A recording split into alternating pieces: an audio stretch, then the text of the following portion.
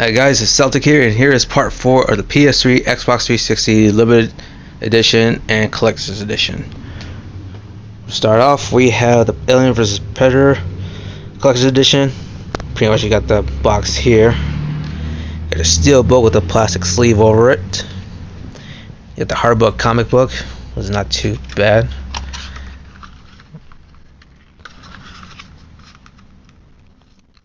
I read this, yeah, or played the game.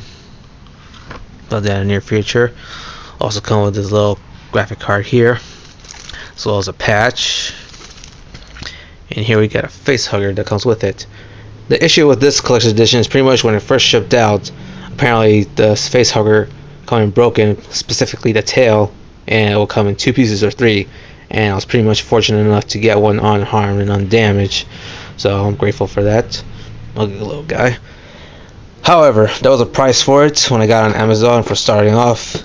It came damaged right there. I mean, yes, it's a box that come with it. As long as the contents, came in unharmed, it's not a big deal. But to me, it's like, the box is kind of somewhat of a big deal to me.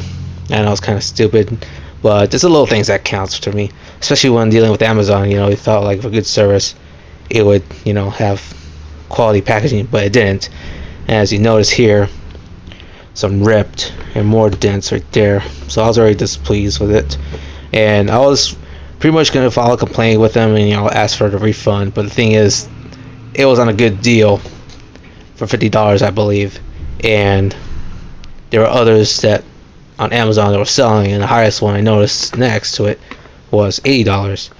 So I figured if I ship this back, get a refund, and pay $30 more for this edition, or just keep it. And I decided to keep it.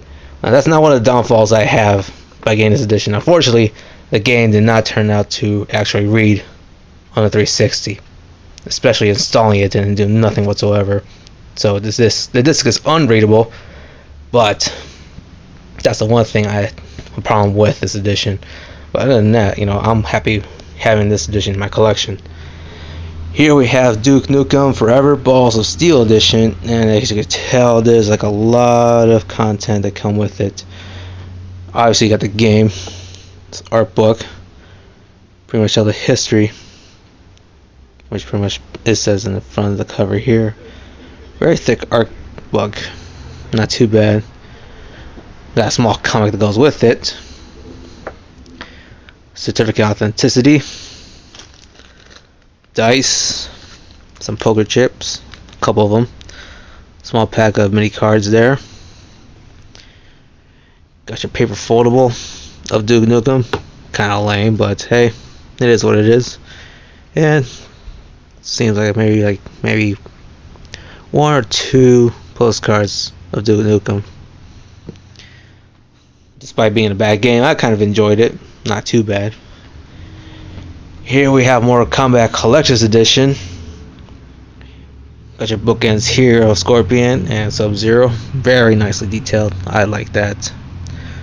Would like to display this on my shelf one of these days, but unfortunately, the lack of space I have, well, I can't.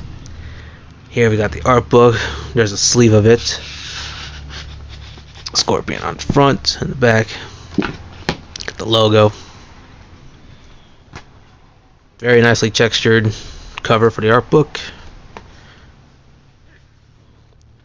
Lots of pages of artworks and details of the characters, stages, all that goodness that you expect from an art book.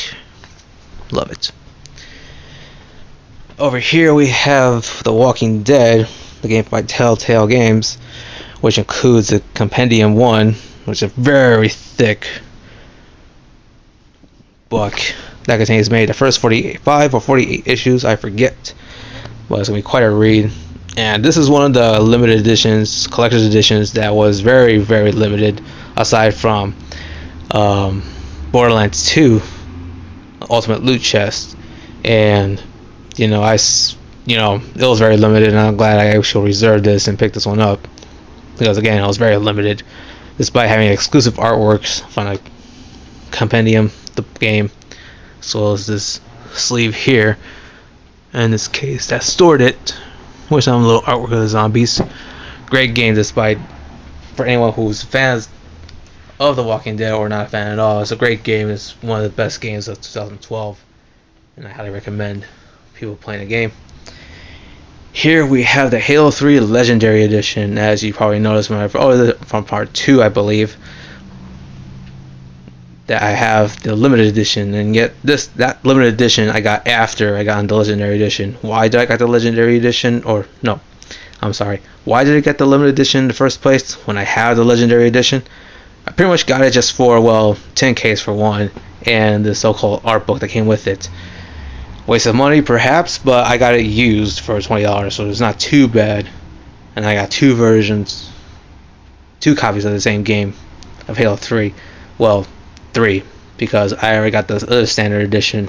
I got the standard edition with the game of the collector's edition, and with the one that came with the limited edition. So I have 3 copies of the same game, and some might be a waste of money. Others, for me specifically, well, kind of worth it in my or well worthy to add to my collection, whether it makes sense or not.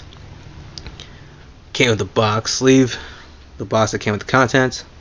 As you can tell, come with the game, Halo 3 Essentials, and unlike the limited edition, this came with a very nice art book, in my opinion. That's some artwork that I didn't notice in the limited edition. Some little bio of the game here. Maybe artwork / storyboard. That's some images or pictures of early concept or how the scenes are played out. Slide on me there. So it's very nice. So I'm kind of glad I got both editions, or all 3 editions of the game: standard, limited, collector's edition. And we got the Master Chief helmet that came with it, as well as this little cover-up thingamajig. It's covered up the helmet from dust and so forth. So very nice to have. So that is part 4 of the PS3 and Xbox 360 Collector's Edition. And stay tuned for the 5th and final part of my collection. So stay tuned.